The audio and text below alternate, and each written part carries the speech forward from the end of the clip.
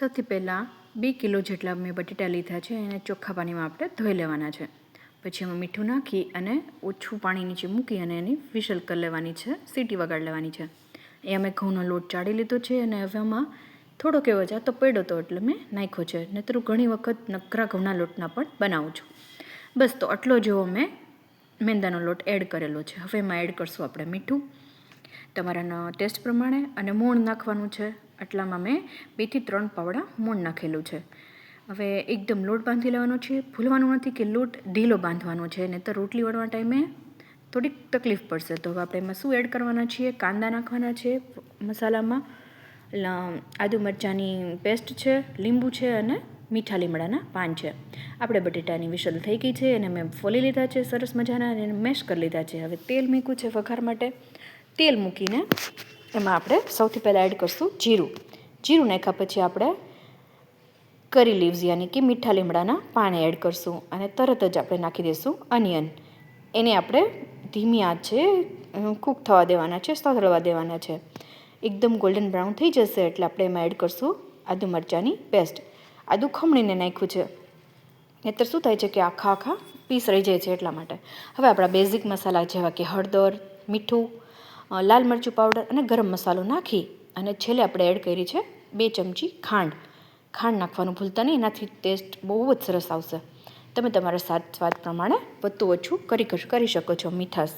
બસ તો ગેસની ફ્લેમ બંધ કરીએ, લીંબુનો રસ નાખી અને આપણે એને હવે સમોસા બનાવવાની તૈયારી શરૂ કરીએ. સૌથી પહેલાં મેં આ લોટની રોટલી વણી લીધી છે. આ જ આપણી મેઇન ટ્રીક છે જેનાથી તમે ઇઝીલી બનાવી શકશો. એક બાજુ મારે તાવડો મૂકી દીધો છે, જે તમે જોઈ શકો છો સ્ક્રીન પર. બસ તો આપણે એ રીતે આવી સરસ મજાની રોટલી વણી અને એને અધકચરી યાની કે આખી નથી કૂક કરવાની, જરા સ્લાઇડલી આપણે પકડી શકીએ એવી રીતે આપણે એને પેક કરવાની છે. બસ પછીથી કટ લગાવી વચ્ચેથી અને આવી રીતે તમે સ્ક્રીનમાં જોઈ શકો છો એવી રીતે ફોલ્ડ કરવાનું છે. અને આપણે મેં ઘઉંના લોટની લઈ બનાવેલી છે.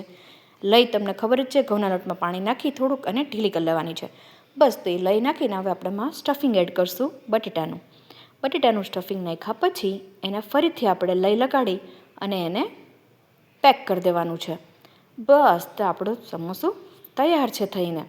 આવી જ રીતે મેં બીજા બધા પણ સમોસા તૈયાર કરી લીધા છે પાડીને.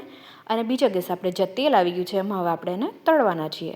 તળવા માટે તેલ આવી ગયું છે તો મેં શરૂઆતમાં આપણે ઝાઝા એડ કરી શકીએ છીએ. ધીમે ધીમે તેલ ઓછું થતું જશે તો ઓછું નાખવાના છે. પહેલાં 5 જેટલા તમે જોઈ શકો છો, આઈ થિંક 5 છે, યસ 5 આપણે એડ કર્યા છે.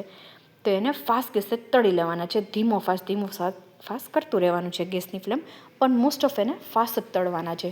એટલા ક્રિસ્પી થશે, ટેસ્ટમાં પણ બેસ્ટ થાય છે અને પ્લસ મેં કીધું એ પ્રમાણે આમાં તેલ નહીં રહે અને બહુ ઝડપથી ઉતરશે.